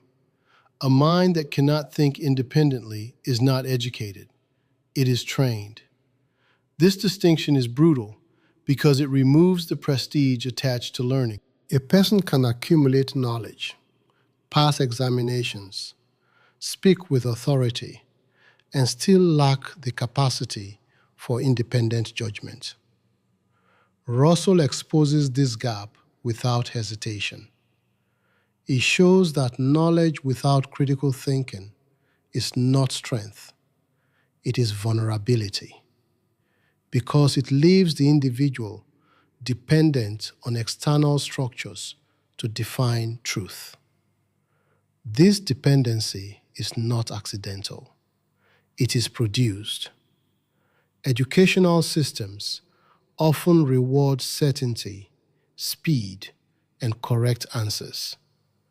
But real thinking does not operate this way. Real thinking is slow. It hesitates.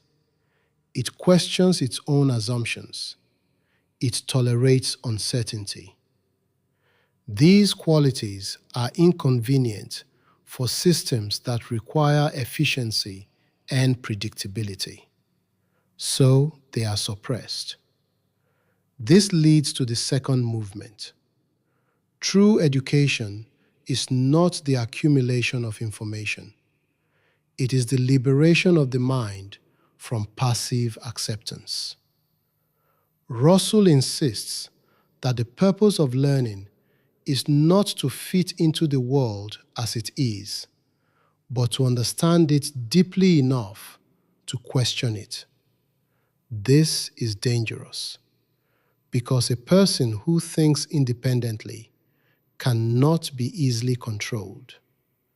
They cannot be directed by authority without justification. They demand reasons, not commands. Most systems resist this. They prefer individuals who function smoothly within established structures, who do not question the foundations, who accept roles without resistance. This is not always intentional. It is structural. A system that depends on stability cannot easily tolerate minds that introduce uncertainty. Russell does not accept this trade.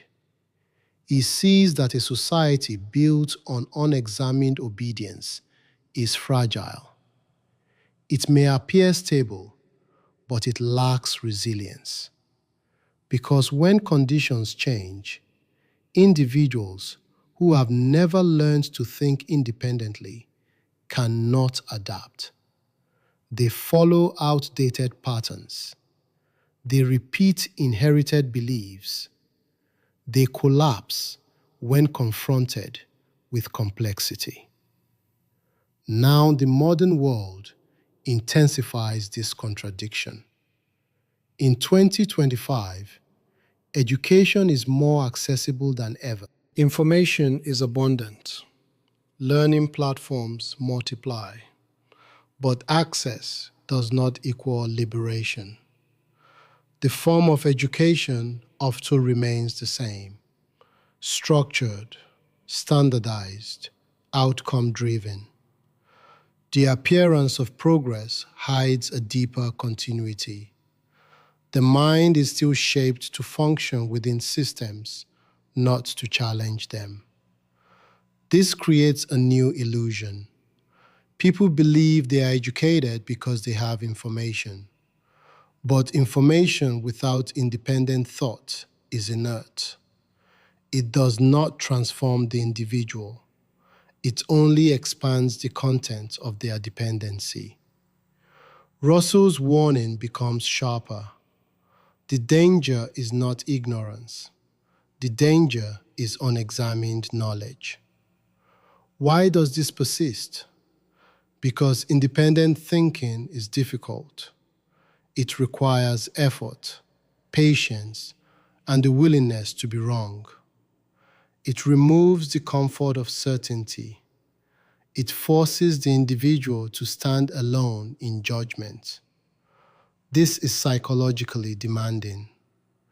Many prefer guidance, clear answers, defined paths.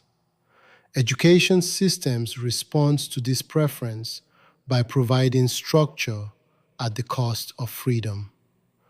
But Russell demands the opposite. He demands that education produce individuals who can think without support, who can evaluate claims, challenge authority, and revise their own beliefs. This is not chaos. It is disciplined freedom, a freedom grounded in reasoning, not impulse. This leads into the existential core. To think independently is to accept isolation. Not social isolation necessarily, but intellectual isolation. The moment you question inherited beliefs, you step outside collective certainty. You lose the comfort of agreement. You enter a space where answers are not given, but constructed. This is where many retreat, because the burden of thinking is heavy. Russell does not remove this burden. He intensifies it. He shows that maturity requires it, that a human being who avoids independent thought remains incomplete. Not because they lack intelligence, but because they refuse responsibility for their own understanding. This responsibility extends beyond the individual. A society composed of independent thinkers is unpredictable, but it is also alive. It can adapt, evolve, correct itself. A society composed of obedient minds is stable, but rigid. It resists change until it is forced, often violently. Russell's vision is clear. Education must not produce comfort. It must produce capacity. The capacity to think, to question, to endure uncertainty without collapsing into confusion or blind belief. This is not a popular vision because it does not promise ease. It does not guarantee success. It does not align with systems that measure achievement through standardized outcomes. It demands something harder, the development of judgment. Judgment cannot be taught directly. It must be cultivated through exposure to complexity, through confrontation with opposing ideas, through the experience of doubt. Russell understands that real education is not about providing answers, but about forming a mind that can navigate questions. Now consider the internal conflict. The human being wants both guidance and freedom, but these two do not fully align. Guidance reduces uncertainty. Freedom increases it. Education must choose its priority. Russell chooses freedom, knowing it comes with instability. This instability is not failure, it is growth. Because a mind that learns to operate within uncertainty becomes resilient. It does not depend on fixed structures. It adapts, it questions, it evolves. Through Russell, we see education as an existential process, not the filling of a container, but the transformation of a consciousness. The individual moves from dependence to autonomy, from acceptance to examination, from certainty to awareness of limits. This transformation is not comfortable. It disrupts identity. It challenges beliefs. It forces the individual to rebuild their understanding repeatedly. But this rebuilding is what creates depth. And here, the final question emerges. Do you want to be taught what to think, or do you want to learn how to think? This question divides two types of human beings: those who seek security and knowledge given to them, and those who accept the burden of constructing knowledge for themselves. Russell does not hide the cost of the second path. It is slower, harder, more uncertain, but it is real. Because it does not depend on external authority to validate itself. It stands on the individual's capacity to reason, to question, to revise. And once this capacity is developed, something irreversible happens. The individual can no longer return to passive acceptance. They can no longer trust ideas without examining them. They can no longer separate knowledge from responsibility. And at that point, education ceases to be a stage of life. It becomes a permanent condition of existence, where every belief is tested, every assumption is questioned, and every act of thinking becomes an assertion of freedom. And that is where obedience ends and the burden of being truly human begins. Conclusion: the discipline of intellectual honesty. Truth is not something Bertrand Russell gives. It is something he forces you to face without protection. He does not leave behind a system to follow, a doctrine to obey, or a final answer to rest in. What he leaves is more severe: a demand, a standard, a way of standing in front of reality without lying to yourself. Across every domain he touched, the same movement repeats. He begins by exposing illusion, the illusion of certainty and logic, the illusion of clarity in language, the illusion of unity in reality, the illusion of knowledge as something stable, the illusion that what appears is what exists, the illusion that belief is justified by comfort, the illusion that thought can remain detached from life, the illusion that education is neutral, and finally, the illusion that being right matters more than being honest. Each illusion falls the same way, not through destruction alone, but through exposure. Russell does not replace illusion with comfort. He replaces it with responsibility. Before the modern world learned to disguise confusion with sophistication, he had already stripped thinking down to its core tension. To know is to confront limits. To think is to accept instability. To seek truth is to lose the protection of certainty. This is not a tragedy. It is the condition of intellectual maturity. And yet the human being resists this condition at every level. We want clarity without doubt, meaning without effort, belief without evidence, action without consequence, freedom without responsibility. Russell denies every one of these desires. He shows that they are not paths to truth, but escapes from it. And once this is seen, the question is no longer philosophical. It becomes personal. What are you willing to give up in order to remain honest? Because honesty, in Russell's sense, is not a moral decoration. It is a discipline. It demands that you follow thought where it leads, even when it dismantles what you trusted. It demands that you question not only the world, but the structures you use to understand it. It demands that you act in alignment with what you see, even when action carries risk.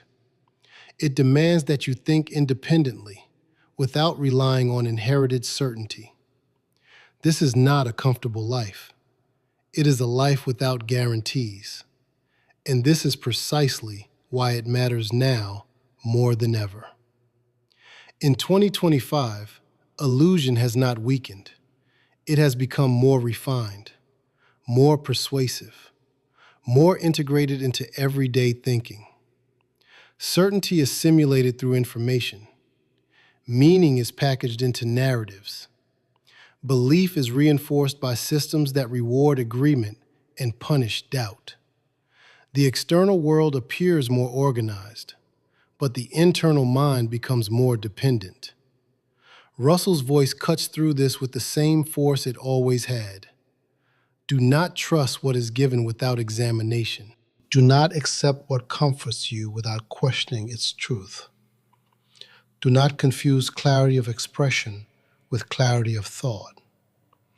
Do not believe that knowledge removes uncertainty. Do not assume that meaning exists independently of your responsibility to create it. These are not suggestions. They are conditions for remaining awake. And this is where his true legacy emerges, not in the success of every project he pursued, not in the completion of every system he attempted to build, but in his refusal to protect himself from being wrong, in his willingness to revise, to abandon, to rebuild, in his understanding that truth is not owned, but approached through constant correction. This is what separates intelligence from integrity. Intelligence seeks to be right. Integrity seeks to be honest, even when it means being wrong. Russell chose integrity, and through that choice, he redefined what it means to think seriously, not as a possession of answers, but as a confrontation with questions that do not disappear. not as a search for certainty, but as an endurance of uncertainty without surrender, not as a retreat into abstraction, but as an engagement with reality in all its instability. And now the burden passes, because once you understand this, you cannot return to passive belief. You cannot unknow the limits of knowledge. You cannot pretend that language is transparent. You cannot act as if meaning is given. You cannot escape the responsibility that comes with seeing clearly. The question is no longer what Russell thought. The question is whether you will think with the same level of honesty, because that honesty will cost you. It will strip away comfort. It will isolate you from easy agreement. It will force you to rebuild your understanding again and again. But it will also give you something that illusion never can: a mind that does not depend on false certainty to stand. And in that moment, there is no system left to hide behind, no belief left to protect you, no illusion left to soften the truth. There is only you, facing reality without disguise. And that is where thinking truly begins.